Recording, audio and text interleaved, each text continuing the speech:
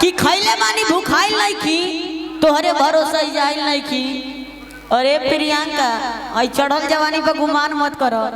हमार भाइयों लो तारा प्यार खातिर खखुआइल नहीं।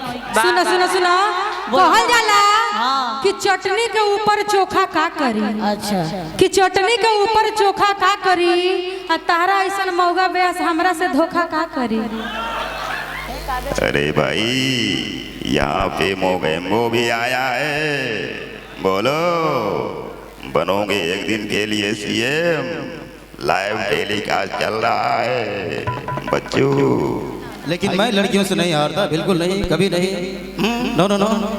तो हमने के लड़की में के गिनल हमने के बाघिन बने। अरे यार कभी यहाँ बात करते हो कभी वहाँ बात करते हो। आप तो बड़े ठरकी इंसान हो साहब, आप तो हर जगह बात करते हो। हेलो 2 मिनट है ना सुनो।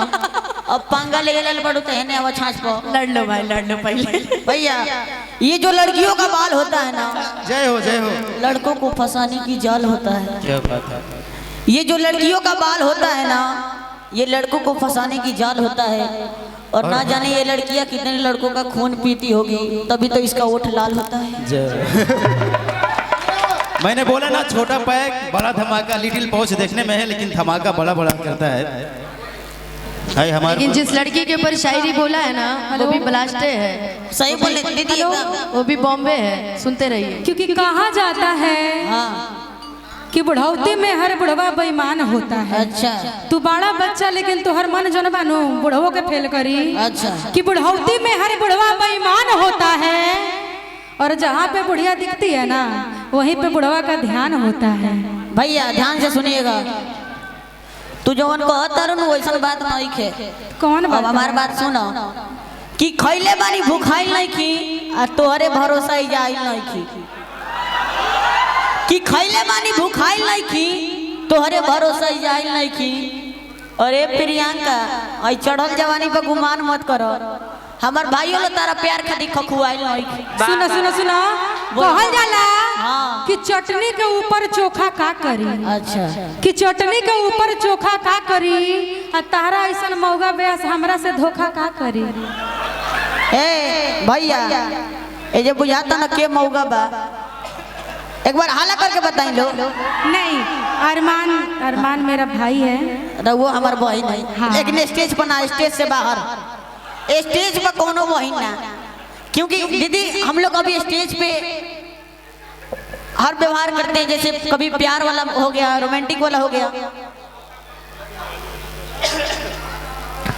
तो इसीलिए स्टेज पे कोई दीदी नहीं, स्टेज से नीचे दीदी और स्टेज के ऊपर आए हाय चलना रे। ये बोल रहे हैं कि आप भी कुछ कमेंट कीजिए। अगर मैं भी कमेंट करने लगूंगी तो इनके मेरे में अंतर क्या रह जाए। सही बात है। कि मैं इनसे बड़ी हूँ इसलिए यही बोलूंगी अब झगड़ा झगड़ा बंद करो, गायकी शुरू करो। एकदम एकदम। सब गाना सुनने के लिए आए हैं। अरमान और प्रियंका अगर लड़ते रहेंगे तो सुबह खाली लड़ाई पोस्ट होता रहेगा। ये देखिए 2 लोग की लड़ाई में अनुपमा देखती रह गई है ना जी। लेकिन सुनिए गोलू भैया गाइए। आई ना। वाह वाह। लेकिन ये जो तुम कॉर्ड लगैला है ना भैया, नहीं इसके पहले जो कॉर्ड लगाए थे अब इसके पहले जिनके लिए हम रोते हैं वो किसी और की बाहों में सोते हैं।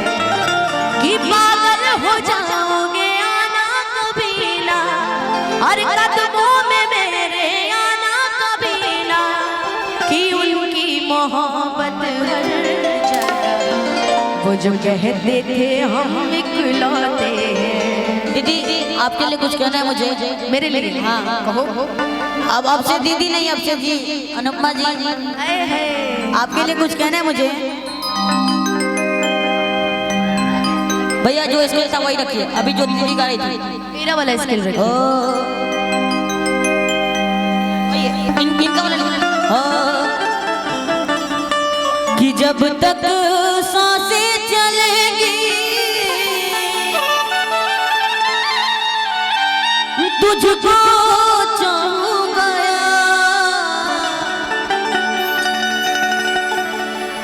मर भी गया